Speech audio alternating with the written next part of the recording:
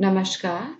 आज का हमारा टॉपिक है क्लासिफिकेशन ऑफ फॉरेस्ट, भारतीय वनों का वर्गीकरण। भारत में जलवायु एवं उच्चावच विविधताओं के कारण जलवायु और उच्चावच की विविधताओं के कारण यहाँ पर आर्द्र सदाबहार से लेकर शुष्क कांटेदार वन पाए जाते हैं, क्योंकि यहाँ पे जलवायु की काफी विविधता है और उच्चावच भी है, कहीं हिली एरिया है, कहीं प्लेन एरिया है।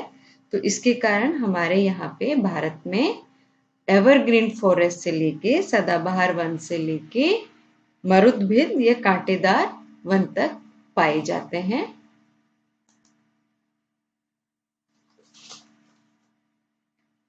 वनों के प्रकार कई भौगोलिक तत्वों पर निर्भर करते हैं, जिसमें वर्षा भी है, तापमान भी है, आर्द्रता भी है, मिट्टी भी है, समुद्र तल से ऊंचाई भी है तथा भूगर्भिक संरचना भी है।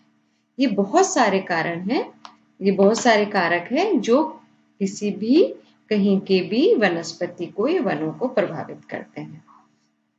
इन तत्वों के प्रभाव देश के विभिन्न भागों में भिन्न भिन्न प्रकार के वन पाए जाते हैं, क्योंकि कहीं भी वर्षा एक सी नहीं होती, तापमान भी अलग अलग है, मिट्टियां भी अलग अलग प्रकार के पाए जाते हैं, समुद्र से ऊंचाई भी हर स्थान की अलग अलग है। तो इनके कारण क्या है, भिन्न भिन्न प्रकार के वन पाए जाते हैं। इन आधार पर वनों को हम वर्गीकृत कर सकते हैं। पहला आपका दे रखा है tropical evergreen forest. Tropical evergreen forest उष्णकटिबंधीय सदाबहार वन। तो पहले प्रकार का वन आ जाता है ट्रॉपिकल एवरग्रीन फॉरेस्ट उष्णकटिबंधीय सदाबहार वन। दूसरा आ जाता है आपका ट्रॉपिकल डेसिडुअस और मानसून फॉरेस्ट। ट्रॉपिकल डेसिडुअस और मानसून फॉरेस्ट उष्णकटिबंधीय पर्णपाती अथवा मानसूनी वन। तीसरा आ जाता है tropical dry forest. Tropical dry forest उष्णकटिबंधीय शुष्क वन। चौथा आ जाता है एरिड फॉरेस्ट मरुस्थलीय वन। पांचवा आ जाता है डेल्टा फॉरेस्ट या इनको अपन कहेंगे डेल्टाई वन। सिक्स्थ आपका आ जाता है माउंटेनियस फॉरेस्ट पर्वतीय वन। ये 6 प्रकार के वन है। मोटे तौर पे वनों का वर्गीकरण हम 6 भाग में कर देते हैं। Tropical evergreen forest, tropical deciduous monsoon forest, tropical dry forest, arid forest, delta forest, mountainous forest. अब हम एक एक करके सभी जो वन दे रखे हैं इनका एक एक को हम विस्तार से इनके बारे में जानकारी प्राप्त करेंगे। ये वनों का वर्गीकरण का मानचित्र बनाया हुआ है। इस मानचित्र के आपको अंदर दिख रहा है कि जो आपका पर्वतीय वाले भाग हैं, सबसे पहले पर्वतीय वाले भाग, ये आपके पर्वतीय माउंटेनियस फॉरेस्ट यहाँ पे है। ये पर्वतीय वाले भाग आपके यहाँ पे बने हुए। फिर दूसरा आपका उष्णकटिबंधीय सदाबहार वन। उष्णकटिबंधीय सदाबहार वन, ये देखिए यहाँ पे, ये आपका पश्चिमी घाट है, यहाँ पे आपके सदाबहार वन पाए जाते हैं। यहाँ पे सदाबहार वन पाए जाते हैं पश्चिम बंगाल के यहाँ पे, और इस तरफ भी आपके सदाबहार वन पाए जाते हैं। तीसरा हमने किया था मानसूनी वन। तो ये जो पोर्शन है यहाँ पे गंगा यमुना वाला और ये नीचे वाला, यहाँ पर आपके मानसूनी वन पाए जाते हैं। उष्णकटिबंधीय शुष्क वन। उष्णकटिबंधीय शुष्क वन, ये उष्णकटिबंधीय शुष्क वन वाला एक रीजन आ गया, वो वाला पार्ट आ गया पूरा का पूरा। फिर है डेल्टाई भाग, डेल्टाई वन। डेल्टाई वन ये देखिए यहाँ पे डेल्टा, यहाँ डेल्टाई वन पाए जाएंगे, यहाँ पाए जाएंगे, यहाँ पे सुंदर वन है आपके। फिर मरुस्थलीय वन, ये मरुस्थलीय वन आपके यहाँ पाए जाएंगे, राजस्थान के अंदर आ जाएगा, और ये प्रायद्वीप भारत के अंदर भी इसके अंदर ही आ जाएगा। अब पहला हमारा आ जाता है ट्रॉपिकल एवरग्रीन फॉरेस्ट उष्णकटिबंधीय सदाबहार वन। ये वन भारत के अत्यधिक आर्द्र तथा उष्ण भागों में मिलते हैं।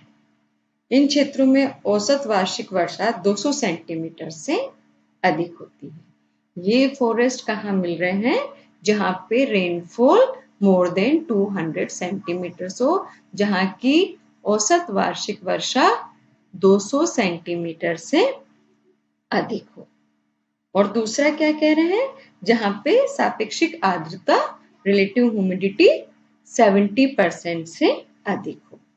तो एक तो रेनफॉल अच्छी होनी चाहिए, 200 सेंटीमीटर से ज्यादा हो, ह्यूमिडिटी भी वहां पे ज्यादा होनी चाहिए, आपके 70% ज्यादा हो, औसत तापमान लगभग 25 डिग्री से के आसपास रहता है।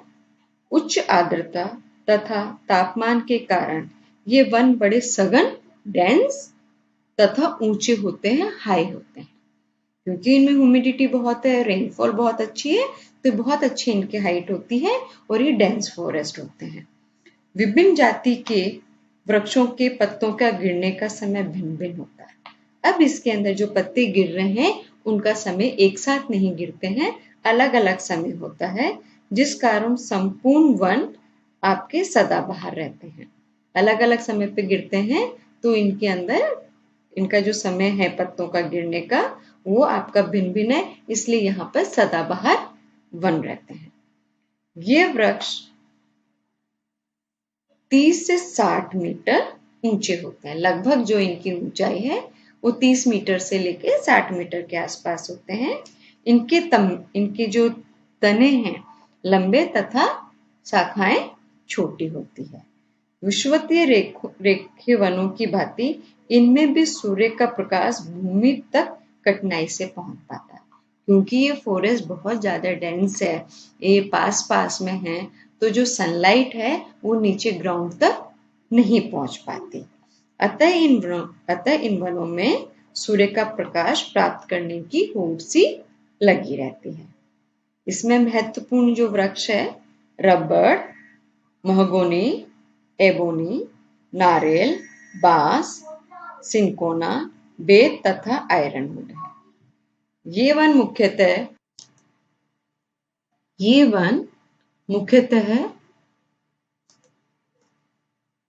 अंडमान निकोबार द्वीप समूह, असम, मेघालय, नागालैंड, मणिपुर, मिजोरम, त्रिपुरा एवं पश्चिम बंगाल तथा पश्चिमी घाट की पश्चिमी ढालों एवं पश्चिमी तटीय मैदान पर पाए जाते हैं। ये वन आर्थिक दृष्टि से अधिक उपयोगी नहीं है, क्योंकि यहाँ पाए जाने वाले वृक्षों की लकड़ी कठोर होती है। इन वनों की लकड़ी सख्त होती है, कठोर होती है और एक ही स्थान पर विभिन्न प्रकार के वृक्ष उगते हैं। इसके अतिरिक्त सघन वन होने के कारण परिवहन की सुविधा भी सीमित है।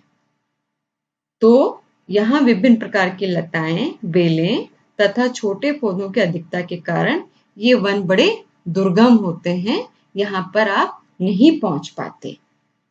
यहाँ की लकड़ी कठोर होती है तो ये आपकी इकोनॉमिक यूज के नहीं रहते, आर्थिक आप इसको उपयोग भी ज्यादा नहीं ले पाते, और वनों की सघनता के कारण इनको काटना भी असंभव है। परिवहन के साधन का भी यहाँ पर अभाव है और एक ही प्रकार के वृक्षों का एक साथ नहीं मिलने के कारण, क्योंकि एक से नहीं होते, अलग अलग वैरायटी का है, इस कारण इनका आर्थिक दृष्टि से विशेष उपयोग नहीं हो पाया है। लेकिन ये एवरग्रीन रहते हैं क्योंकि इसमें पत्तों का गिरने का समय अलग अलग है, एक साथ नहीं गिरते, तो हमेशा आपको इनमें ग्रीनरी रहेगी, एवरग्रीन इसके अंदर रहेंगे। और कहाँ पाए जाएंगे? जहां पर आपकी वर्षा जो है औसत वार्षिक वर्षा 200 सेंटीमीटर से अधिक होती है, रिलेटिव ह्यूमिडिटी जहां पर ज्यादा होती है और टेम्परेचर भी लगभग आपके 25 डिग्री के आसपास रहता है। ऐसी जगह पर उष्ण कटिबंधीय सदाबहार वन पाए जाते हैं। दूसरा आ जाता है हमारा ट्रॉपिकल डेसिडुएस या मानसून फॉरेस्ट, उष्ण कटिबंधीय पर्णपाती अथवा मानसूनी वन। जैसा कि हमें नाम से ही विदित है, शुष्क काल में इन वनों में पत्तियां झड़ जाती है। पर्णपाती कह रहे हैं अपन इसको, डेसिडुएस कह रहे हैं। तो शुष्क काल के अंदर इन वनों में पतझड़ होता है, अर्थात वर्ष में एक बार इनकी पत्तियां झड़ जाती है, इसलिए इन्हें पतझड़ वाले वन कहते हैं, डेसिडुअस फॉरेस्ट कहते हैं, क्योंकि साल में एक बार इनकी पत्तियां झड़ जाती है। ये वन अधिकतर उन भागों में पाए जाते हैं जहां वार्षिक वर्षा 100 से लेकर 200 सेंटीमीटर होती है। जहां वार्षिक वर्षा 100 से लेकर 200 सेंटीमीटर होते हैं। इन वनों का विस्तार गंगा के मध्य एवं निचली घाटी, गंगा वाला एरिया पूरा आ जाता है, विस्तार गंगा की मध्य एवं निचली घाटी अर्थात बाबर एवं तराई प्रदेश, पूर्वी मध्य प्रदेश, पश्चिमी बंगाल, उड़ीसा, आंध्र प्रदेश, महाराष्ट्र, कर्नाटक, तमिलनाडु तथा केरल के कुछ भागों में ये मिलता है। इसमें प्रमुख जो पेड़ हैं इसमें जो प्रमुख पेड़ है साल, सागवान, शीशम, चंदन, आम, आंवला, अबोनी, रोजवुड, पलाश, बांस इत्यादि हैं। ये वन ना तो ज्यादा सघन है और न ही ज्यादा दुर्गम है, अतः इनका शोषण फर्नीचर बनाने में होता है, इसलिए इनसे हमें इमारती लकड़ी प्राप्त होती है, जिनसे इनका आर्थिक महत्व अधिक है।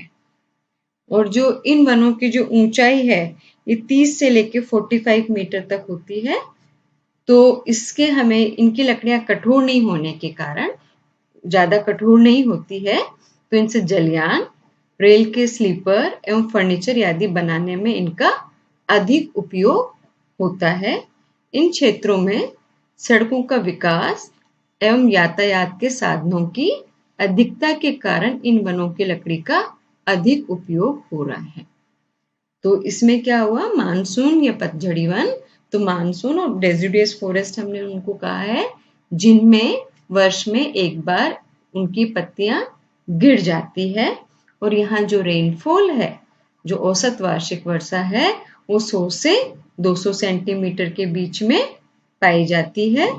और ये आर्थिक महत्व के वन है, क्योंकि यहाँ की जो लकड़ियां हैं वो अधिक कठोर नहीं होती है, और वो फर्नीचर बनाने के काम में आती है, जिसमें जलयान बनाने के भी काम में आती है, रेल के जो स्लीपर्स बनते हैं वो भी काम में आती है। और इन वनों के वहां पे यातायात की अधिकता है, मतलब यहाँ पे पहुंच है इनकी, इतने ज्यादा दुर्गम नहीं है कि नहीं पहुंच सकते, तो इनकी ये जो लकड़ियां हैं इनका अधिक उपयोग हो रहा है, हम इकोनॉमिकली इनको ज्यादा यूज के अंदर ले रहे हैं। Thank you.